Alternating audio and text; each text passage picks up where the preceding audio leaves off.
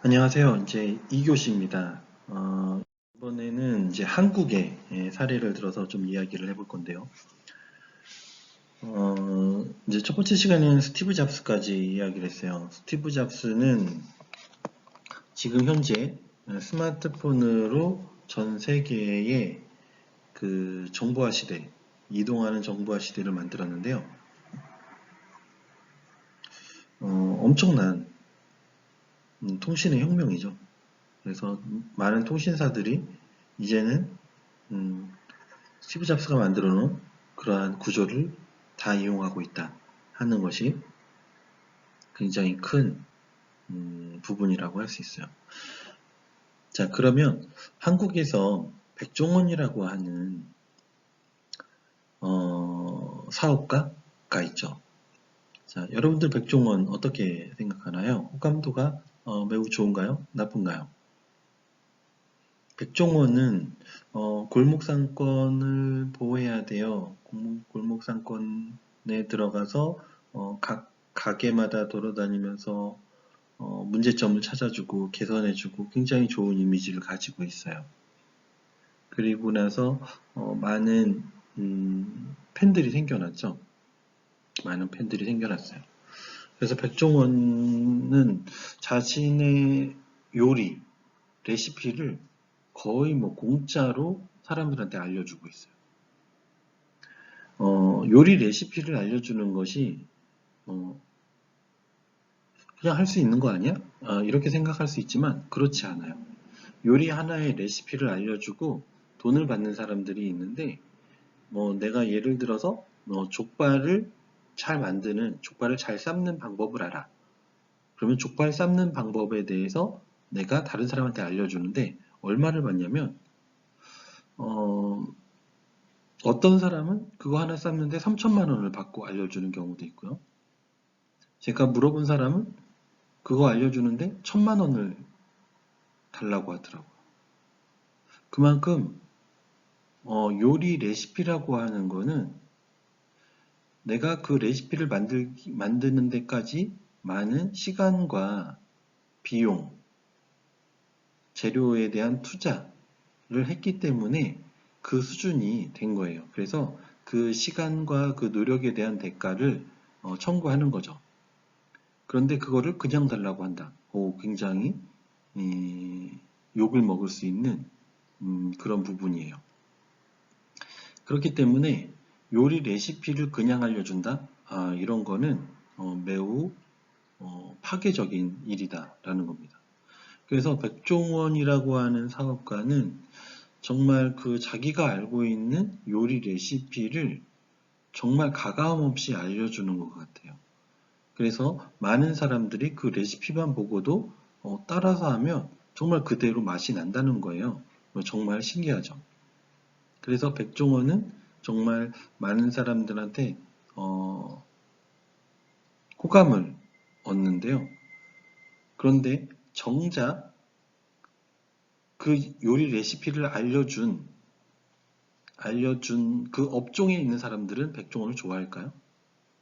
내가 김치찌개 집을 열심히 잘하고 있는데 내가 수년간에 걸쳐서 터득한 노하우가 있어요. 내가 5년, 10년 또는 대를 이어서 터득한 요리 노하우가 있는데 그거를 어느 날 갑자기 백종원이 TV에서 나와가지고 레시피를 그냥 알려줬어. 그리고 더 맛있어, 더 쉽고. 그러면 그 김치찌개를 하는 사장님은 기분이 어떨까요?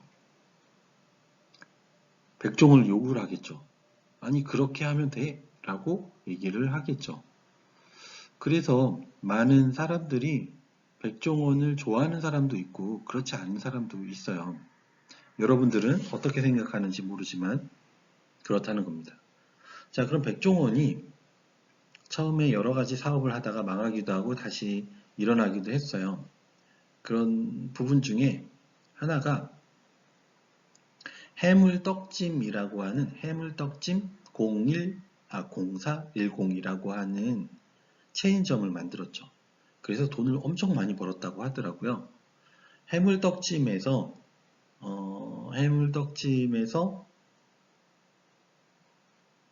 해물떡찜에서 그 해물떡찜을 시키면 3, 4인분이 29,000원 정도 합니다. 29,000원 정도 하는데요. 그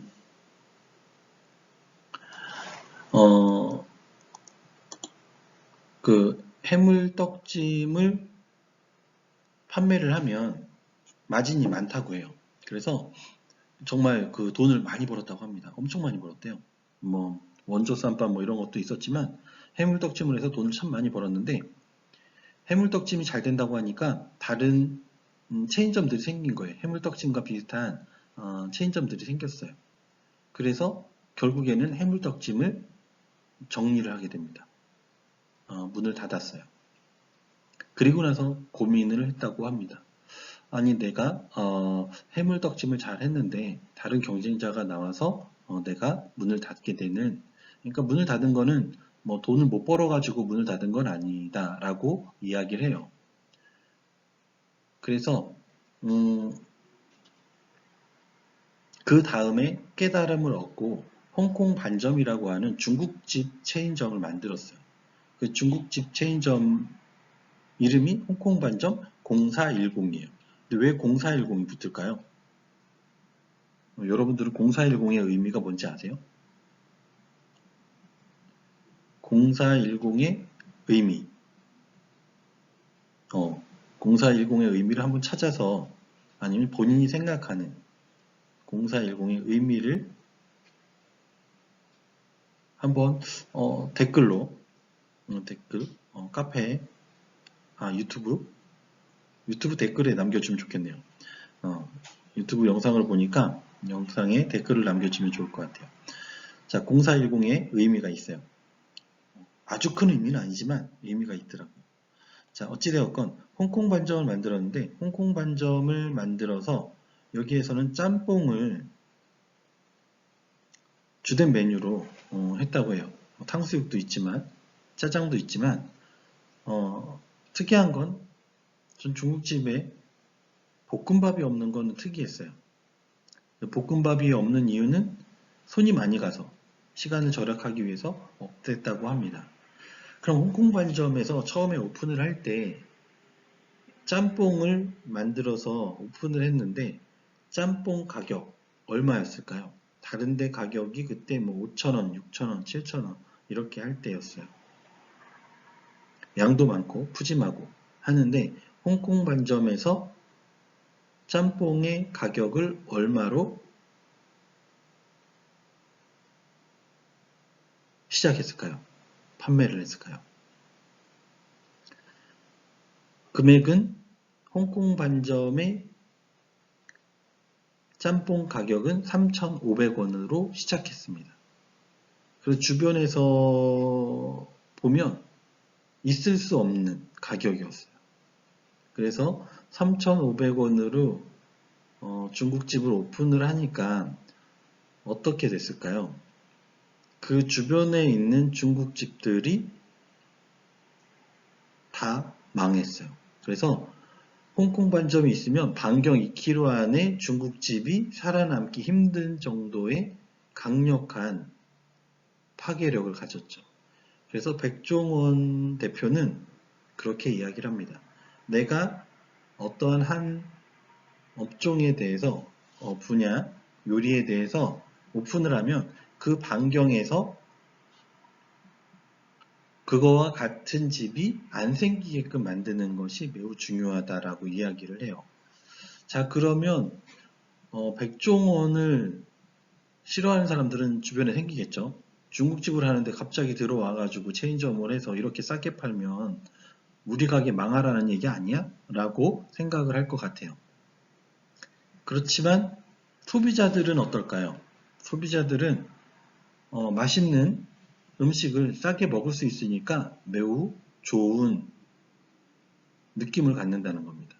그래서 백종원이라고 하는 기업가, 백종원이라고 하는 사람은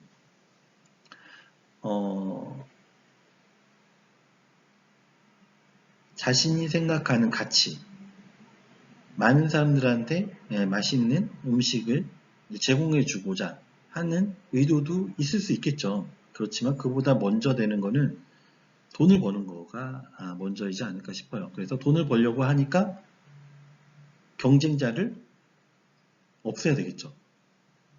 그래서 소비자들을 생각해서 싸게 하는 것이 아니라 내가 살아남기 위해서 싸고 맛있고 품질 좋게 해야지만 사람들이 오기 때문에 주변에 있는 경쟁자들보다 훨씬 더 노력을 하는 형태가 되었다는 겁니다. 그래서 백종원이라고 하는 기업가가 한식 문화에서 한식 문화를 아주 저렴하고 가성비 좋은 맛으로 만들 수 있는 아주 좋은 기업가라고 생각을 합니다. 자, 이렇게 기업들이 이제 만들어지고 기업의 가치를 만드는데 이 가치는 사람들한테 혜택을 주는 그런 부분이 가치다라는 겁니다. 자, 그러면 새로운 가치인을 알아보도록 하죠. 자, 우버라고 하는 서비스를 알고 있나요? 우버라고 하는 서비스는 차량 공유 서비스예요. 그래서 내가 차가 있는데 오늘 쉬고 있어요. 그리고 내가 오늘 월차나 또는 학교를 안 가거나 아니면 일을 안 하거나 하는 형태로 쉬는 날이에요. 근데 내가 가만히 있으면 아무 수입도 안 생기죠. 그런데 차량 공유 서비스인 우버는 다른 사람이 차가 필요한 사람이 있으면 우버로 나가 어디서부터 어디까지 가고 싶어요 라고 등록을 하면 호출을 하면 근처에 있으면 내가 가가지고 태워서 가고 목적지까지 데려다주고 그리고 나서 운행 요금을 받는 거예요. 그러면 우버가 한 30% 떼어가고 한 70%는 운전해준 사람한테 돌려주는 거죠. 그러면 내가 가만히 있으면 아무 수입도 없는데 이렇게 우버 서비스를 이용을 하면 돈도 벌 수 있고 일석이조의 효과가 있는 거예요. 그래서 많은 사람들이 우버를 가지고 영업을 하는 사람들 투잡으로 또는 본업으로 하는 사람도 생기고 그리고 소비자들은 내가 필요할 때마다 서비스를 이용할 수 있으니까 좋은 거죠. 내가 서비스를 이용하려고 택시를 불러도 멀면 택시가 오지 않아요. 그런데 우버는 근처에 있는 사람이 시간이 되면 가는 거기 때문에 훨씬 더 택시를 잡는데 호출하는데 용이하다는 강점이 있어요. 그러면 우버가 활성화가 되면 택시는 어떻게 될까요? 택시를 이용하는 사람들은 줄을 수 있겠죠. 줄을 수 있을 것 같아요. 그래서 우리나라에는 우버 서비스가 될까요? 안 될까요? 우버 서비스가 안 돼요. 안 돼. 왜 안 될까요? 우리나라는 택시가 있으니까 안 돼요. 그럼 미국에는 택시가 없어서 우버가 될까요? 그건 아니겠죠. 우리나라는 택시 조합이 아주 강력해요. 그래서 데모를 해서 우버를 하게 하면 안 돼요 라고 해가지고 우버 서비스를 할 수가 없어요.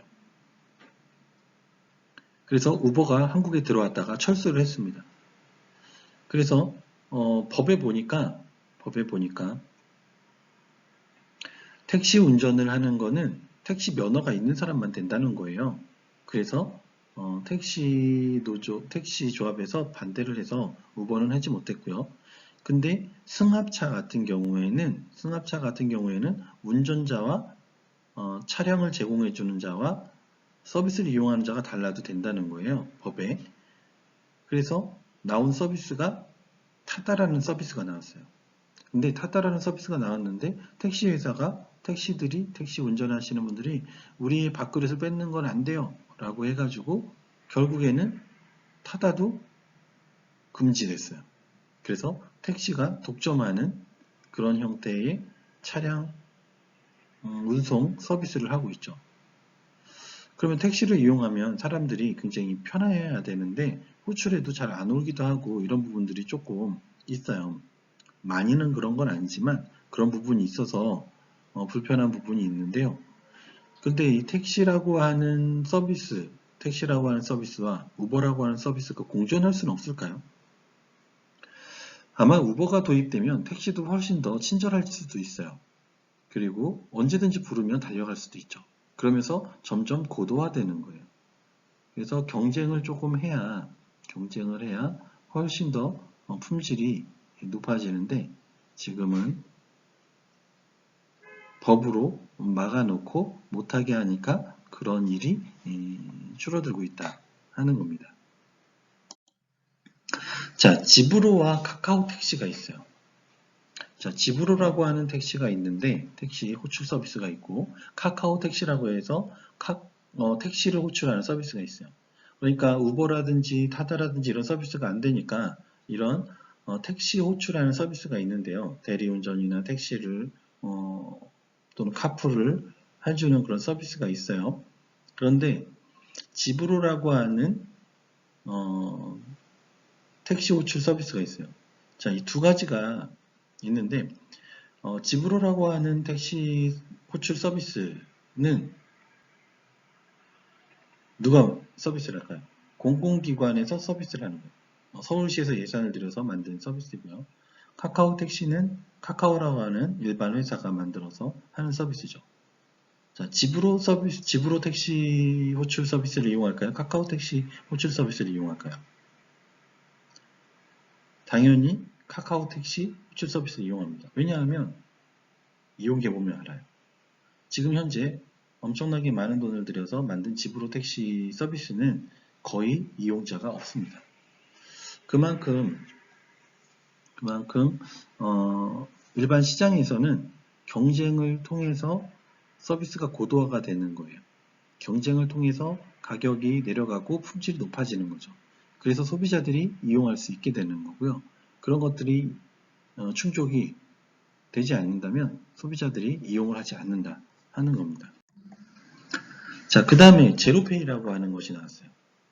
그 다음에 지역문화상품권, 지역상품권 이런 것들이 나왔죠. 그러면 이런 것들이 신용카드하고 비해서 신용카드 안 쓰고 이런 걸 쓸까요? 그건 잘 모르겠어요. 자, 이런 것들이 있다 하는 거고요. 자, 최저임금이라고 하는 게 있어요. 그래서 19년도에는 8,350원이었고 20년 올해에는 8,590원이에요. 어때요? 시간당 8,590원은 작은 금액인가요? 큰 금액인가요? 받는 사람은 적다라고 하고요. 주는 사람은 많다라고 합니다. 그러면 이것을 제공을 하는 주는 사람, 받는 사람은 이렇게 받는데 주는 사람은 얼마를 지불해야 될까요? 8,350원일 경우에는 연간 회사에서 지출하는 돈은 다른 뭐 보너스 이런 거 빼고 나도 2,490만 원이에요. 2,500만 원 정도 되네요. 그리고 8,590원일 때는 2,560만 원 정도가 회사에서 지급을 하는 돈이에요. 자, 이거는 전 세계적으로 봤을 때 낮은 금액이 아닙니다. 생각보다 많은 금액이다 라는 거고요.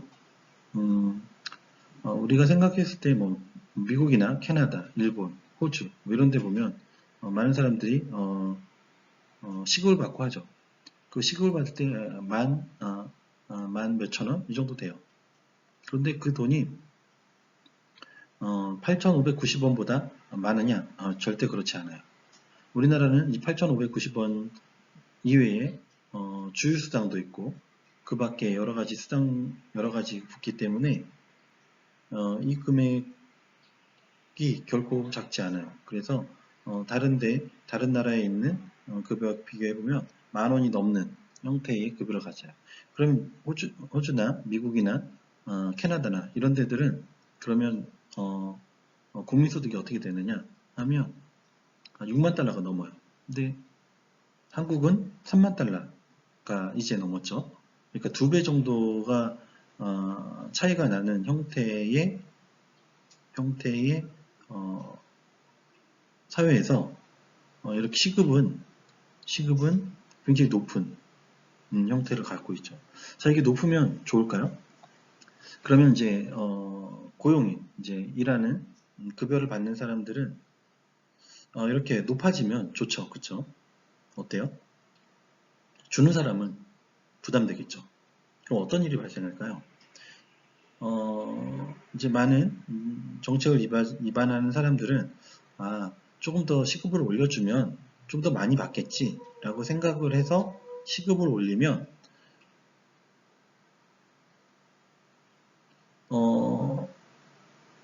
임금을 주는 사람은 부담스러우니까 사람을 안 쓰는 거예요. 그러면 내가 조금 더 높이 받을 수 있을 줄 알았는데 그것도 못 받게 되는 악순환이 되는 거예요. 그래서 소비자들이 이용하는 사람들이 모두 다 좋아야지만이 서비스가 이루어진다 하는 겁니다. 그래서 우리가 생각하는 대로 되질 않는다 하는 거예요. 그래서 고민을 해봐야 되는 거는 우리가 모든 사람들이 만족할 만한 수준을 이루려면 누군가 보호해서 그것이 이루어지질 않는다 라는 거고요. 조금 고통이 따르지만 경쟁을 해서 자유롭게 돼야지 합리적인 금액이 만들어진다 하는 겁니다. 자, 정의라고 하는 것이 무엇일까요? 정의라고 하는 책이 있죠. 자, 정의라고 하는 건 불의의 반대말일까요? 그럼 불의는 무엇일까요? 의롭지 못하다. 이건 무엇일까요? 약자에 대해서는 의롭지 못하다는 말을 쓰지 않는다. 그렇다면 이 말은 권력에 대한 항변적인 언어일까요? 언더도그마를 포장하는 용어에 불과할까요? 불의는 폭정이나 강제가 자의적으로 행사되는 어떤 형태일까요? 이런 여러 가지 정의라고 하는 것을 우리가 보았을 때 어떤 게 정의지? 최저임금을 올리는 게 정의인가? 아니면 더 높이거나 더 낮추는 것이 정의인가? 참 어렵죠. 내가 달려갔는데 브레이크가 고장나는데 앞으로 가면 한 명이 죽고 오른쪽으로 가면 5명이 죽고 그럼 어느 쪽으로 가야지? 정의죠? 이거 굉장히 어렵죠. 정의라고 하는 거는 굉장히 어려워요. 정의는 공정성으로 정의가 될 수 있을까요? 여러 가지 부분들이 굉장히 많죠. 그래서 이런 부분은 많은 철학적인 고민을 해봐야 될 것 같아요. 자, 평등이라고 하는 문제도 마찬가지고요. 공정하다는 것은 평등을 함축하고 있을까요? 인간은 평등하게 태어나나요? 여러분들은 평등하게 태어났나요? 어떤 사람은 금수저로 태어나고 어떤 사람은 은수저로 태어나고 이렇게 되는 흙수저로 태어났다. 이런 것들이 있는데 이게 인간은 평등하게 태어났다라고 할 수 있을까요? 평등하지 않은 현실을 굳이 평등하다고 전제하는 논리적인 이유가 있을까요? 현실이 평등하지 않죠. 그런데 평등한 사회를 만들겠다 하는 것이 만들어질까요? 모든 초기 조건이 동등한 상태라는 것이 존재할까요? 태어나는 것도 불평등하게 태어나고 하는데 모든 조건이 동등하다라는 게 있을까요? 그러면 누구 잘 살고 못 살고 이걸 떠나서 태어났는데 잘 살고 못 살고 이걸 다 배제한다고 하더라도 딱 태어났는데 태어나고 나서 보니까 평등한가요? 어떤 사람은 운동을 잘하게 태어날 수도 있고 어떤 사람은 똑똑하게 태어날 수도 있잖아요. 이게 평등할까요? 자, 이것이 굉장히 어려운 평등 문제에 대한 내용들이 있죠. 자, 그러면 여기서 하면 하나 이제 보면 빵이 있는데 빵을 어떻게 나누는 것이 가장 정의로울까요? 가장 둘 다 배고파요. 빵은 하나예요. 그럼 이걸 어떻게 나누는 것이 가장 큰 황금 비율일까요? 저울을 갖다가 놓고 잘라서 저울대로 가져가면 될까요? 그런 것도 없으면 어떻게 하죠? 그런 기준이 없으면? 이런 것들이 이제 고민이 되죠. 여러분들은 어떻게 해야지 둘이 있는데 빵을 가장 공정하게 나눌 수 있을까요? 뭐 이런 것들을 한번 고민해 보는 거죠. 자, 그러면 음, 스트라디바리우스라고 하는 바이올린이 있는데 굉장히 좋은 바이올린이에요. 세계에서 가장 훌륭한 바이올린이다라고 합니다. 그러면 이것은 누가 갖는 것이 가장 정의로울까요? 부자가 갖는 것이 정의로울까요? 아니면 바이올린을 가장 연주를 잘하는 사람이 갖는 게 정의로울까요? 아리스토텔레스가 아마 얘기했죠. 가장 연주를 잘하는 사람이 갖는 것이 정의롭다라고 이야기를 했던 것 같아요. 자, 여러분은 이 스트라디바리우스라고 하는 것은 누가 갖는 것이 가장 정의로울까요?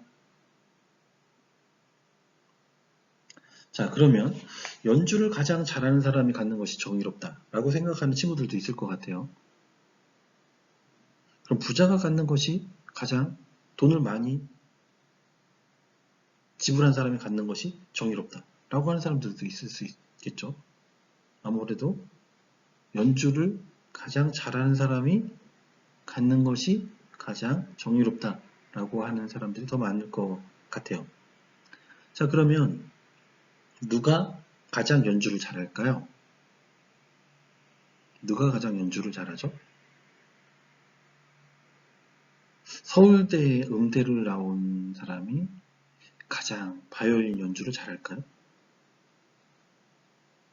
아니면 연대 음대를 나온 사람이 가장 잘할까요?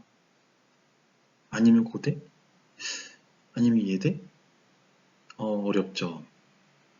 그러면 이거를 위원회를 구성을 해가지고 위원회에서 선정을 한다. 그럼 그 위원회에서 선정한 것이 선정해서 거기서 가장 잘하는 사람을 뽑아서 주었다고 하면 내가 들었을 때 그게 가장 좋은 음악일까요? 가장 아름다운 선율일까요? 이건 기준에 따라 다를 것 같아요. 그래서 가장 정의롭다라고 하는 것은 이것에 대해서 가장 가치를 높게 제공해 줄 수 있는 현세에 대해서 신이 아닌 이상 누가 가장 잘하는지를 모르잖아요. 그렇기 때문에 불완전한 현세에서는 이것에 가장 페이를 많이 할 수 있는 사람이 갖는 것이 그나마 좀 낫지 않을까? 라고 생각을 해볼 수 있죠. 그래서 이것은 정의라고 하는 부분을 고민하는 것이 매우 어렵다라는 거예요. 우리가 앞에서부터 설명을 했듯이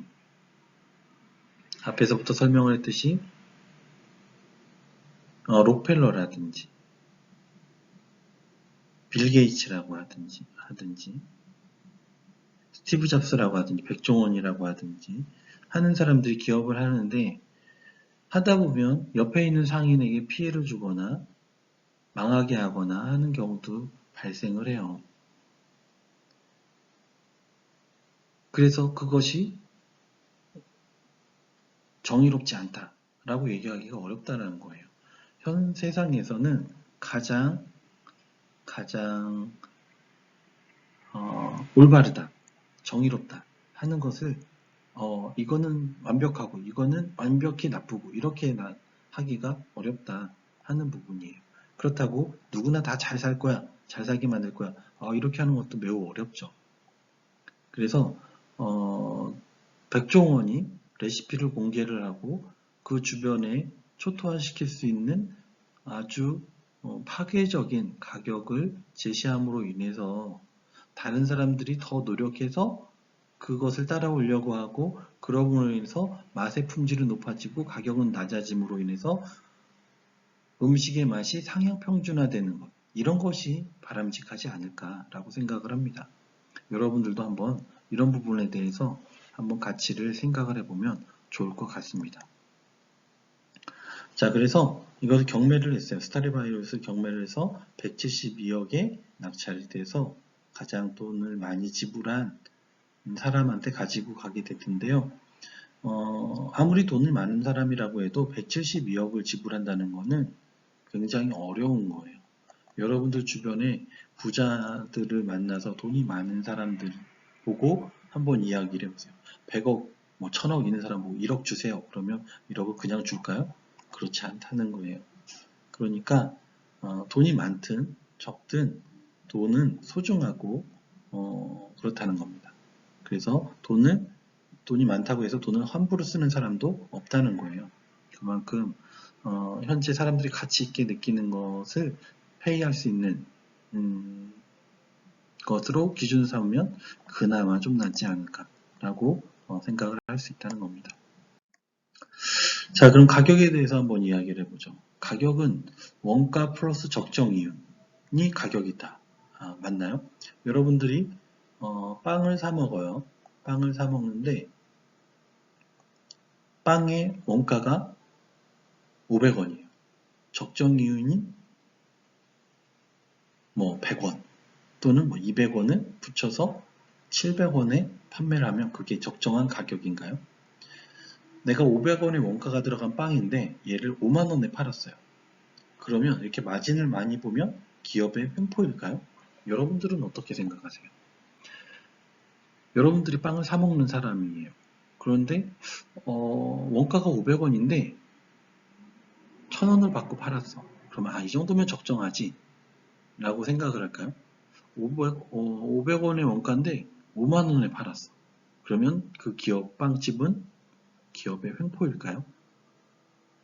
여러분들은 어떻게 생각하나요? 적정 이윤이 어느 정도가 적정하다고 생각하나요? 10%? 20%? 50%? 100%? 어느 정도가 적정 이윤이에요? 매우 쉽죠? 어렵나요? 자, 그러면 이 가방이 있어요. 가죽으로 만든 가방이에요. 원가는 한 5만원 정도 또는 뭐 한 7만원 정도 들었다고 하죠. 근데 이거를 10만원에 산다. 그럼 적정한가요? 이거를 1억에 산다. 적정한가요? 여러분들은 이 가방을 10만원에 살래요? 아니면 1억에 살래요?